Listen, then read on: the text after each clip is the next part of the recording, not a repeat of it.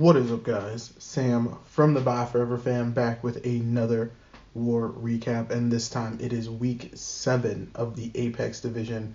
ToXiC Rabbits taking on ForgedFromSteel, and as you can see on the screen, TR going down in this one by 1 star, 86 to 87. So still looking for that first win of the season, but the squad improving in this one, only coming one shy to a strong FFS squad this week. So shout out to the guys and girls from FFS doing a wonderful job picking up the victory this week. I actually don't know what their record is, but hopefully TR can bounce back. But let's do what we did or came here to do, and that's hop into these replays. And first up, we are going to be taking a look at my man Ali V4, and as you can see there, we have got the Sui Lalo actually no, not the Sui Lalo, the Town Hall 10 Electron attack in. So that battle blimp is moving its way in just a second. You're going to see those clone spells going down. The rage spell already dropped, and look at those loons doing their thing. That E-drag, that's the aggro onto the queen, and she goes down very quickly. Picked up 2 ADs on the, actually 3 ADs on the opener, so huge value out of that. And then look what we've got left. We've got this little LV style shape to work with in this. We still have the heroes. Honestly, could pick off that last air defense with just the heroes alone, but want to give those hounds something to do. Obviously want to get that cleanup for the attack itself. So gonna Sui in the heroes up here towards 9 o'clock. We got a multi-inferno, so nothing really to worry about there as the king and queen work their way around the bend, and actually they're going to end up picking up quite a bit of air targeting defenses on the back end, getting wizard towers, getting archer towers. So very smart play from Ali in this one, or Ali V4 picking this up. And look at all of these defenses. Hey pup, sorry. My pup is coming in, wants to join me for the recap, so hopefully he's going to be quiet here. But look at all of that value, 44% of the base taken care of. We've only got 1 air defense, and really, what is that? It's got to be maybe 10 defenses left over in this whole thing. So very, very nice job here. Still has 3 haste spells, 2 haste spells now with the 1 drop, plus the freeze that goes down, catches that sweeper as well. So that was very nicely done. And both of the hounds are going to be up. That's the one thing about this. Obviously, it's a very slow attack. So not getting those hound pops isn't really going to be the greatest thing in the world, but you can see plenty of loons up. And both those hounds are going to be sitting doing all of the tanking. Hey. Okay, I see you. And that multi-inferno on the back end, not really going to do too much. Does get 1 hound to pop, so that helps just a bit. Go. So very nice job. Wonderful to Ali in that one, actually swagging out that last haste spell. So very nice work, and let's move on to the next one. We've got my man Coach Dubs moving in here, and this time switching it up, going from the air to the ground, bringing us the Queen Walk into the Bow Witch, or the G Bow Witch. Still super popular. The guys and girls over at ToXiC Rabbit do Bow Witch better than most, I would say. So much Bow Witch going on over here. I put that video out, I think maybe 2-3 weeks ago, and yeah, these guys still continuing to kill it. But we got the queen. She's going to do her little walk over towards 3 o'clock, where I imagine she's going to be meeting up with those giants, those bowlers, and those witches, and of course that wall wrecker, which is going to push through the base. So we've got the flank set up with the bowlers and the witches. We've got more bowlers and witches coming in from 6, where the queen, or not 6, 3, where the queen is going to meet up. And 3 free spells in this one, obviously going to keep this front side inferno freezed up to get everyone moving through. Houndloon CC, not really too much to worry about in this one. Obviously does need to get that poison down. Is very late on that poison. Ooh, that is a little bit lucky. If those bowlers had all been bunched up together, that could have been a rough one. Obviously, you can see a lot of the bowlers have faded out, and that's because of that late loon there. But that wall wrecker continues to push through. The witches doing a very nice job. The healers helping out with their splash effect on the damage there. Unfortunately, really lost that flank there, working up towards 12 o'clock, so that's not the greatest, but you can see that wall wrecker gets basically all the way through the base. When it finally does go down, it's right in the center of a bunch of buildings, and those bowlers come out under rage, obviously rip through all of that, and yeah, this one, another one that gets taken care of.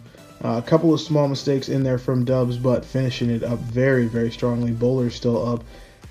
That Archer got, what is that, maybe halfway through that town hall in the entire time that it was working, but an excellent job to him, and just a couple of buildings left to go in this one, and Dubs picks up another 10v10 for the Rabbits, so nice work there. Alright, down one more. We're going to check out Wetsplash doing it, and this wall layout seems familiar to me. I don't know if the base is the same as the base that I am recalling, but Wetsplash going in here on 600 RR from FFS, doing it with the Suilalo. So now we're actually seeing a Suilalo here. Haste spell goes down on the front to help with those max loons, moving them through, grabbing that Inferno tower, grabbing that Wizard tower. Are they going to get the sweeper? It looks like yes, they just get it done. So very nice job there on that opener. I like to see the use of some type of spell there. The haste spell obviously was enough in this case. A lot of times you see me doing the Suilalos with the rage on the opener. Maybe I should talk about when is the best time to use a rage versus when is the appropriate time to use the haste spell. But either way, King walks down towards 6. A little unfortunate. Would have been nice if the Queen had gotten tanked just a little bit more, but obviously her goal is just to grab as much value as possible, which she is doing until those ground skellies pop. Now she's obviously going to go down, but here we go, ready for this Lalo portion, and we have got 1, 2, 3 air defenses on the back end, and we've got 3 hounds in this one. Now needs to get into this first air defense. Unfortunately, the split's being just a little awkward for him, but making sure to keep these loons moving in quickly, keeping everyone in the very core of the base. Skelly spell has gone down on the Queen, and there's that heal on the back end, making sure that all of those loons are going to be taken care of, and finishing up very strongly on that backside, double Tesla. So very nice job to Wet, keeping all of those loons moving quickly, ensuring that everyone is going to be moving through the base, and yeah, that's a beauty. I love seeing that Suilalo absolutely rocking it at all town hall levels. And let's move down a couple of spots, check out Nugs. And Nug's going to be bringing us a variation on the Lalo, bringing us with a small kill squad. Look at this. I like this troop composition, really tailored to the base. A couple of giants coming in here, a couple of bowlers to get some skip damage. The Queen is doing her thing, and in just a second that wall wrecker goes down. So not the traditional, I would say, kill squad that we're used to seeing with a Lalo. No big bowler sets. The Queen obviously was suied there because of the Hound Loon, and the freeze going down as well, trying to keep that wall wrecker going through. I think there's going to be Valks in there popping out. They are going to be going in there to grab that enemy Queen, which they do. Needs to get the Inferno as well. It does go down, but unfortunately missed that air defense. So at this point, Nugs doing a little bit of calculating, trying to figure out where this Lalo is going to come in from, and you're going to see the small adjustment that is made there. Look at those loons coming in with the Hound from over there at, what is that, 7 o'clock, 8 o'clock. So really wants to push these loons in, and here we go. Now everything is working. The first Hound does go down very quickly. That's a bit unfortunate. Look at these backside loons coming in. They're coming in untanked, but just enough of them to take out those defenses, keep everyone in the core of the base. And in just a second, we should see that heal spell, I believe, going down on these Archer towers and this Wizard tower. Yes, very nicely done there. Things start to slow down, and wish that we had maybe 3-4 loons to come in on that Tesla Archer tower combination over here, but too many loons. They're still inside of the heal, so getting that effect, and another one smashed down with the air attack. So very nice job in that one to Nugs as we 4x through the cleanup in this one. Gets to the king quickly, and that's going to do it. So excellent shot. Excellent stuff.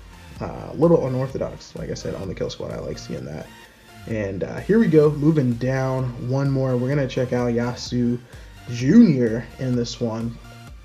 Moving in here, and I like this. This is a little bit different of an attack. It's a queen walk into a mass hoggy, but look at the opener, bringing the battle blimp for a queen walk. So that's different.